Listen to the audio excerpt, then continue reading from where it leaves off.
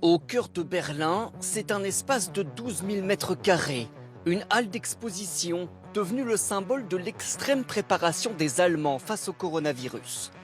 Visite guidée d'un hôpital de campagne qui pour l'instant n'a jamais servi. Cette partie de lit est déjà prête à utiliser. 500 lits installés en à peine plus d'un mois. Albrecht Promeux est spécialiste de la logistique en situation d'urgence. Il a notamment aménagé des camps de réfugiés en Grèce ou en Irak. Les lits sont très modernes, tous électroniques. On peut les ajuster comme on veut. C'est très moderne, on n'a pas les vieilles choses. Pour chaque lit, on a besoin de maximum 12 pompes. Des perfusions, des moniteurs pour surveiller les fonctions vitales, des respirateurs. 85 millions d'euros ont été débloqués en quelques jours pour construire cet hôpital. Et voici à l'extérieur la réserve stratégique. Vous voyez ici le conteneur pour l'oxygène. Ça a tout compris 49 000 litres d'oxygène. Les hôpitaux de Berlin n'ont jamais été saturés. Même au plus fort de la crise, l'Allemagne disposait encore de plus de 10 000 places libres en réanimation. Mais pas question pour Albrecht Promeux de lever le dispositif.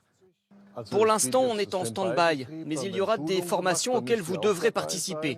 Il redoute encore une deuxième vague, et c'est toute l'Allemagne qui reste sur ses gardes, avec des moyens qui dépassent largement les besoins, notamment sur les tests.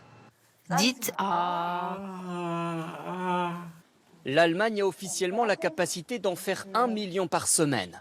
Faute de demande, moins de 500 000 sont pratiqués en réalité.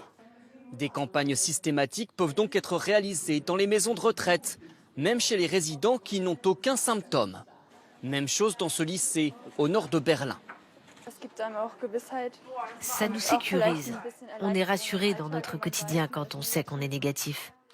Et si ce n'est pas le cas, eh bien, on prend nos précautions. Des tests proposés gratuitement 2 fois par semaine sur la base du volontariat. 2 tiers des élèves y participent et 85% des professeurs. Des prélèvements traités le jour même dans ce laboratoire de Rostock. Le masque à l'école, c'est compliqué pour interagir. Et on croit aussi qu'à long terme, surtout pour les élèves les plus jeunes, c'est difficile de respecter les règles de distance. Les élèves testés négatifs ont déjà le droit de retirer leur masque pendant les cours.